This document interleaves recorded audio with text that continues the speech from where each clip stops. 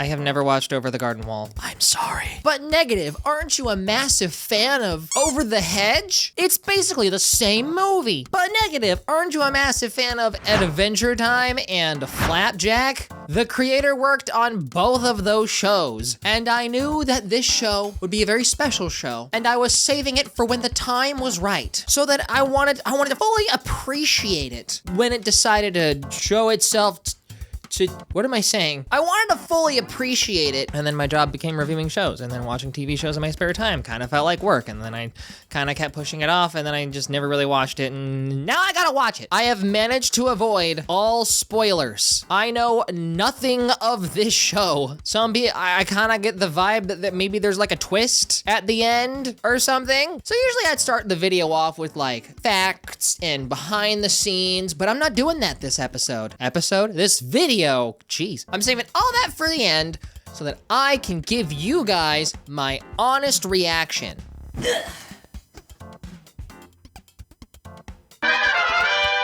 What's funny is that now that I know the creator worked on Flapjack, I see it, like, the animation style is pretty much the same. Like, the look and design is different, closer, like, to Adventure Time, but the way the arms move and, like, the small quirks match Flapjack so much. I didn't realize Flapjack has a somewhat unique method of animation.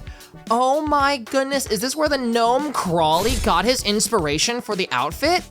Maybe I can help you. I mean, you guys are lost, right? A bird's brain isn't big enough for cognizant speech. Hey, what was that? I mean, I'm just saying, you're weird. Oh no, this is gonna be like meta, isn't it? I'm getting the vibe that there's one regular person that got transported into a solo campaign but is just trying to rack their brain around the fact that they're the only player character while everyone else is an NPC controlled by a strange and unforgiving game master. Sometimes I feel like I'm just like a boat upon a winding river, twisting towards an endless black sea. I think that's called depression. Or enlightenment, depending on how you look at it. I take it back. They were dropped in a horror campaign. I heard so many people say that they watch this show every year for Halloween, and I'm seeing why. Greg! This is amazing, huh? Is Greg cognizant that this is all fake? I don't even know if this is real or fake. So in a lot of ways, like Adventure Time, stuff kind of just happens. There's reasons behind why it's happening, but the structure is almost the exact same as an Adventure Time episode. It's fast-paced, things keep going, and there's not a lot of time for anything slow. It's a 10-episode special series, so they don't really have the luxury of slow moments. And yet somehow they still manage to incorporate some. Good one, Wirt. Thanks. I'm not talking to you, I'm talking to Wirt. What? Oh, I forgot all the episodes were only 11 minutes. So this is like a super limited series. I thought every episode would be at least 30 minutes. Oh man, no, this is standard now. This was made during the time when that was normal. A town. Let's go this way. Okay, let's go this way. Not. He's so painfully younger brother coded. Watching this show, I mean, Greg is adorable. Don't get me wrong. Watching this show, love him. If I was Wart, I'd f***ing hate Greg. You two are lost kids with no purpose in life, right? Uh-huh. You have just described every child. Is this an exploration of people choosing whether to pursue realism or whimsy, and how one's frame of mind can determine how happy someone can be? And that's portrayed by the strict older brother and happy-go-lucky younger brother. Episode 2, they walk into an abandoned town, or at least a very strange one, and all the people are autumnal foods throwing the harvest party. Or maybe this is a show about growing up and coming to terms with the reality of becoming an adult and accepting responsibility. My goodness! They do a good job at making the viewer question everything. The dichotomy between the two brothers and how everything that happens is all unknown in an unknown world, and the main characters are equally as confused as we are. It's a little bit of an obvious way of doing things, but given the strict schedule, I can't blame them for going this route when it's so effective. So they're sentenced to hard labor by the creepy pumpkin people. Pretty much every time Wirt thinks he figures something out, the world seems to go out of its way to prove him otherwise. He wasn't digging his own grave, he was digging out the skeletons to become pumpkin people.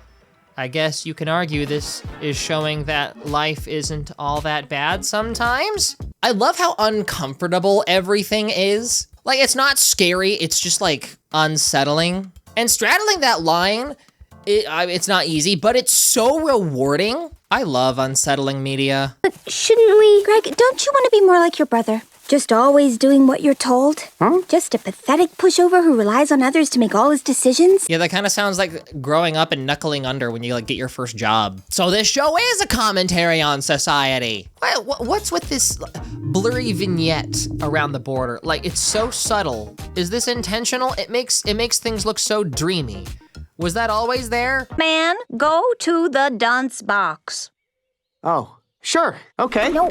Sure. Oh, because he's already wearing a dunce hat, so they had to make something else up. That's good. That turtle is evil. That's the big bad guy. It's like the snail from Adventure Time. Oh no, a racist caricature. Oh no, a hate crime by a white supremacist. So the guy who invested in the school gets angry and that the kids are having fun and takes away their instruments. Then we find out he stole the instruments because he actually invested all his money into the school and is homeless and is going to sell the instruments to keep the school funded. And then Greg steals them back to give joy back to the children and to also do a charity event to fund the school. The best of both worlds. Also, the gorilla was actually the teacher's boyfriend in a suit from the circus, and that he was stuck in the suit, teaching us that all the problems for minorities is because there's a white man behind it all. Okay, yeah, bad jokes aside. So was that supposed to teach like childlike wonder and fun is good? Like, kids need to be kids? Is that it? Rebellion is healthy? Maybe. Sometimes people can be mean with good intentions. That describes me to a T. I'm not entirely sure what the message behind episode 3 is supposed to be. Episode 4, we're thrown straight into the notions of growing up again, a creepy tavern showcasing the fear of our future when you finally get to adulthood and find it's not all that scary, just a little different. Wirt asks for help. The guy assumes he's asking for tips on getting married because he just didn't give him a chance to talk, and everyone in the tavern has a job or talent, and they make a point of pointing out that Wirt doesn't have a job or talent or anything. How in adulthood your identity is heavily tied to your profession, and growing up doesn't really give you a chance to put up an argument because we don't have a choice other than growing up, as frustrating as it is. This ain't no love song. It's a metaphor. Eventually, someone puts a label onto Wirt, calling him a pilgrim, master of his own destiny, a traveler that wanders into adventure. So when someone technically isn't doing anything, he's also somehow doing something, because choosing not to do anything is also a choice? Wait, lantern? The woodsman was the guy with the weird lantern. Pilgrim, he who carries the dark lantern must be the beast. What? No, the woodsman's a good guy. They encounter the woodsman again. Wirt decided to believe the tavern people and accuses the woodsman of being, quote, the beast, and save Beatrice with basically no information on what's going on, and Beatrice says that the woodsman didn't do anything. It seems you're running out of oil, woodsman. Why not let me take the lantern for a while? I fought you for the lantern before, and I'll fight you again. But be sure to keep it lit, or your daughter's flame will go out forever. Okay, several things. First of all, I feel like the tavern, if it's supposed to represent society, then it skews your perception of things in order for you to appease the masses. Like, we knew the woodsman wasn't a bad guy, but society, the tavern people, argued otherwise, and Wirt let it get into his head. Second, the beast sure reminded me of a very specific Native American creature that they say not to say the name of, or if you do, it'll come to you, and so I never even say the name of this thing that likes to walk in people's skin and starts with a W, that I don't believe any of this stuff. I don't believe any of it, but like, just in case I don't mess around and find out, because this creature specifically is the most horrifying concept to me. Like, dying and the afterlife not existing and being in a void of nothingness, not as scary as the W guy. Even when like there's YouTube videos I'm watching on like cryptids and creepypasta, If they say the word, if they say the name of this thing, I click out of the video. The beast looked very similar to that thing. Do you guys know what I'm talking about? Episode 6 teaches us not to feel bad when stealing from the rich. Love to see it. I want to steal. You wear clothes? And I was a human fool. You used to be human? So does every animal that talks used to be human? Is that the case? Or is it just, can animals still just talk? Did the horse used to be human? Are they considered second-class citizens because they're not treated the same as regular humans, but they still are cognizant and conscious and have thoughts of their own? That may be a stretch now. I'm trying to find meaning. Everyone says that it's so rich in meaning and it's so deep. And like, I see that, but like, even I think that's a stretch. Beatrice threw a rock at a bluebird and it cursed her to all be bluebirds, or at least that's what she says. She's trying to undo her curse. I honestly can't make heads or tails of what the meaning behind episode 5 is.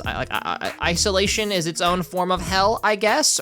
Our real fortune is the connection we make with others. Episode 6, Beatrice seems to have actually developed a connection with our main characters, a common side effect when exposed to people.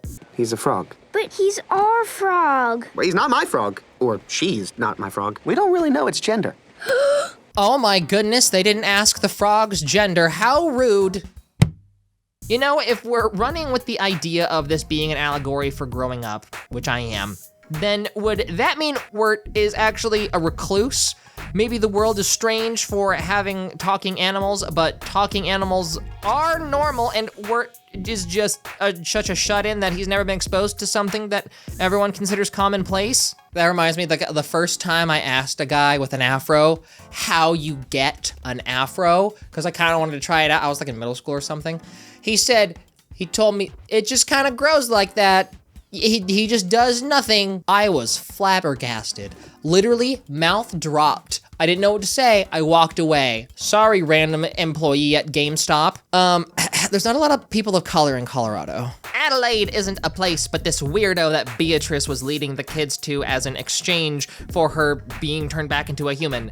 But now she likes the kids and doesn't want them to sacrifice them. I thought Beatrice would be a bad guy. Then I thought, oh no, she was just stuck in a bush. That isn't, you know, like what? She intentionally got stuck in a bush in order to lure them to give her, so that she would be obligated to give them a favor? That seemed a little far-fetched to me. I should have put money on it. I did not think I'd be right. I mean, like, she's not a villain per se. She's not like a bad guy, but she's two-faced to a certain degree. I feel like that counts. For some reason, this lady is killed by the night air because she's so sick. Now the kids can't trust Beatrice. Man, they keep losing all their friends. And Wirt is becoming cold and distant and distrustful, a hateful despise growing inside him. Ah, yes, another key element of growing up. Becoming mean and spiteful, and having your dreams ruined. There is no blade sharper than betrayal. Episode 7, the turtles kind of make a comeback with this creepy aunt in an abandoned shack who eats the turtles. Geez, that's a whole new level of uncomfortable. And also she hypnotizes this girl to do all her work. Wirt sees that this girl is obviously being abused and now we're meandering into maturity. That being, you know, raising others. Not quite like raising a child, but helping another person in order to be better. Lifting another person up. A point where we become a certain kind of selfless that's ingrained in ourselves that drives us to form community.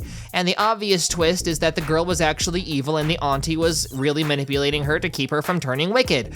Wirt uses the bell to just get the wicked spirit out of her, something that the auntie could have done the whole freaking time. A lot of people don't understand that the reason that humans got to the top of the food chain, it's not because of like, we're like the alpha predator. It's not because we're survival of the fittest. It's because we formed societies and communities and we helped each other. That's it. Like, someone's sick, we took care of them. Someone's weak, get a strong guy in there to help them out. That's it. That's how it works. That's why community and belonging is so important to us. It's ingrained in how we evolved. Ape together strong. Don't you care about keeping the lantern lit? One cannot trade the souls of children as if they were tokens. I feel like these two are the personification of nothing matters and nothing matters. We get an episode dedicated to Greg having a Seussian dream where he's just singing and dancing with rubber hose animated style characters. He meets a magic queen who says she'll bring Greg home, but not Wirt.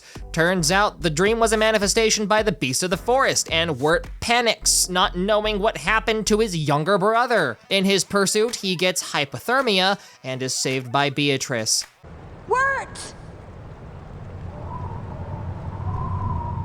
Oh. Was that supposed to be like the loss of innocence? Is that like with Greg leaving? Is that what that's supposed to portray? Oh, that got heavy. Episode 10 is actually a flashback, back in our world or time or whatever it's supposed to be, and the outfit Wirt and Greg wears are actually Halloween costumes. Wirt has a crush on a girl named Sarah. Thank you, old lady Daniels. Goodbye, Gregory. And please don't call me old lady. Yes, sir, young man. Okay, I take back what I said about Greg. I love him. Can't let her hear that tape. Why not? That tape has got poetry and clarinet on it, Greg. Now you see, this is what happens when you take relationship advice from Squidward. They failed getting the tape back. Wirt blames Greg for their failures since Greg didn't help at all and narrowly avoid a train, tumble down a hill into a lake, and Wirt wakes up in Beatrice's home with her family. And off he is once again to find Greg. So we get like an accidental down the rabbit hole sort of beginning to their story. I like how they set it up to where the story starts in the middle of things, like right in the middle of the action. That being, they woke up in the new world, this mysterious world, this down the rabbit hole, limbo between life and death, Americana looking folk tale, fairy tale thing. It's called in medias res? In medias res. It's just when you start in the middle of a story. It's smart to do that when you write a story and you're like, the beginning sucks and everyone says it's hard to really slog through it. Just take it out, put it somewhere else, just start in the center. It works. Not saying the beginning, the technical beginning of the show wasn't interesting. I'm just saying I like teaching people about writing concepts. Turns out the trees the woodsman has been chopping down was the contorted bodies of lost souls of the beast's victims. The beast seems to want the lantern fed with lost souls and blackmails the woodsman to keep the lantern fed with the trapped soul of his daughter. Wirt manages to find this lantern along with Greg. Everything's been my fault. I should have been more. No, I mean my rock facts rock. What? I stole it, Wirt. I stole it from Mrs. Daniels' garden. The beast argues that Greg is dying and that the beast can put Greg's spirit into the lantern and Wirt will have to keep the lantern lit. Wirt denies the offer and figures out the reason the beast wants the lantern lit is because the beast's soul is probably in the lantern. She was never in the lantern, was she, Beast? All who perish here will become trees for the lantern. Go, now! That was upsetting. I like how they did that. We got to see the monster, but like just for a second. And usually I'd argue you should never see the monster. You should never fully see the monster. And like, I guess this is one way to not really fully see the monster, because if you don't have the ability to just rewind and go back, then you only saw the monster for just a split second and not enough time for your brain to fully process it. But also, usually the idea of don't fully show the monster is usually reserved for horror and not whatever genre this technically is. I'm still not sure what genre I should call this. The woodsman frees himself from the beast by blowing out the lantern. They go home, quote unquote, and wake up back in the lake at home. Seemingly none of it was ever real, but it was real. The woodsman finally returns home to his daughter. The only thing keeping him trapped was the beast and himself. Beatrice and her family are back to being human, and there's this weird feeling of acceptance, closure, but also a weird somberness. What was the beast supposed to represent? The title of the episode was The Unknown, but like I thought that was just supposed to be like a carryover from the pilot episode. The show was originally called like Tome of the Unknown, and it rhymes and it sounds fancy and smart, and I think that's like a mental carryover from Adventure Time. But there is no tome, there is no book, and analyzing it as it is, I kind of get the feeling the beast is supposed to represent like the unknown, the uncertainty of our futures, if I'm still working off of the growing up allegory, which I am. If anybody else has any other analysis of this show, then tell me in the comments below. But like, we're all scared of the future and it's nebulous and we don't know what it brings, and that I feel like that works. So Wart experienced a near-death experience. Is that what I'm getting out of this? And Greg, a shared hallucination near-death experience, like an astral projection sort of thing, but it was like a mix of like eldritch fae and folklore, like crossing the graveyard, climbing the wall, and falling over it all on Halloween night. That feels like it's a ritual. I feel like they accidentally did a ritual, guys. I really appreciate the nods to, it feels like there's elements of like Northern European folklore, and that stuff is, that stuff is messed up, but all set in what, like 1900s America, 1800s America? It's kind of interesting. I'm not very good on history, so like if I have the date, if I have the eras totally wrong, just tell me. I'm a big dum-dum in the comments below. I feel like there's another layer to this story that I'm just not able to pick up on. Like, I see it, it's behind this hazy top layer of growing up, and then below it is this other layer of meaning that I'm not sure what it is. Especially since both Wirt and Greg experienced the same thing. And we know that the place where they were at was real, for sure. Like, at the end, Greg is holding the frog and jingling the bell, which I guess the frog could have just ate a bell, and it's not actually the magic bell from that one episode with the wicked girl. But like, they both experienced everything, right? Greg was pretty clear on the fact that he also experienced what Wirt experienced. I feel like it was real. I feel like that's what those little nods at the end are really telling us. Maybe that second layer is trying to tell us, it's actually saying like the things we feel and think are just as real as what we see and touch. Am I on the right track? I get the feeling there's like a super mega Tumblr post out there that hyper analyzes everything on this show and fully breaks it down. I love running into those. Back when I was on Tumblr, that was like my favorite posts to read, back when I had a longer attention span. This show really is something special. In the features of the DVD, the original pilot was included that honestly looks exactly the same. If anything, it's less of a pilot episode and more of just like a teaser than anything else, which I guess a pilot episode is really just a pitch for producers at the end of the day. But there's so little that differs, it's a little shocking. It has the same vibe, the same voice actors.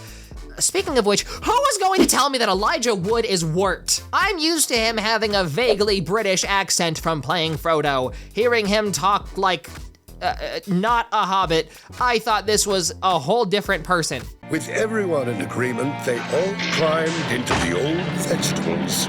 Oh yeah, I guess there's a narrator now in this. I feel like this could have easily just been another episode. I suppose the dead pumpkin people was more interesting, and I'm glad they did away with the narrator. It kind of ruins the ominousness that the main episodes have. Remember Fred, the horse? So Fred didn't talk to Beatrice outside the tavern, for some unknown reason. In the animatic, turns out he does explain why they just cut it out. Nice to horse your acquaintance. Why didn't you talk to me earlier? I was bloated with all the rich food this little boy was feeding me through the window.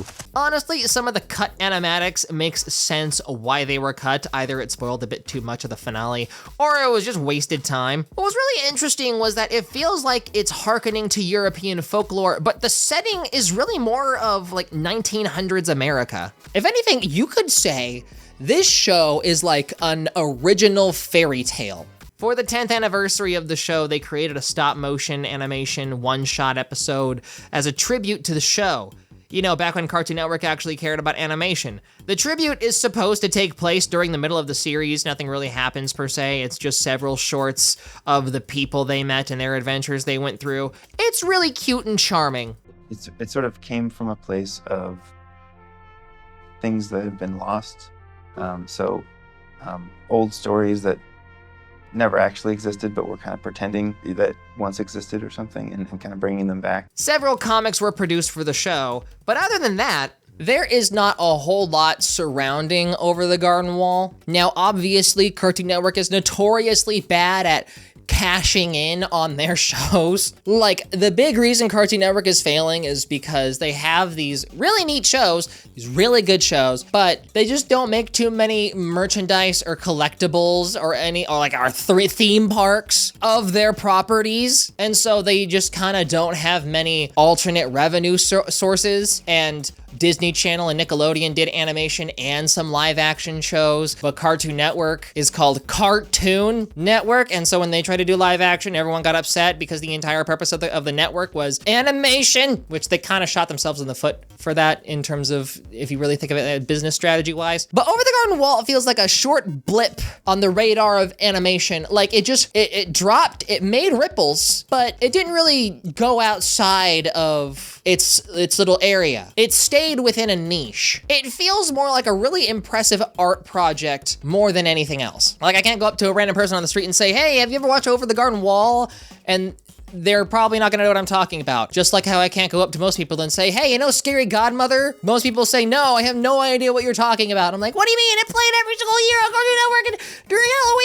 Speaking of which, I have a video on Scary Godmother that you should watch. It kind of just hurts knowing that this is all we're really gonna get about Over the Garden Wall. Now, if you're wondering what Patrick McHale is doing now, the creator of the show, most recently, he apparently worked on Guillermo del Toro's Pinocchio. So it's good to see that he's still doing stuff. I get the feeling this guy is a lot more attracted to art, like actual high conceptual sort of things. And yeah, and also animation takes a long time. So it doesn't surprise me that he's probably not gonna be in too many things very fast because animation takes a long time and also is just going through a whole lot of stuff right now. Tell me your critical analysis of Over the Garden Wall and tell me if my critical analysis was either good or fell flat or if it's just like on par with what everyone else kind of thought of too.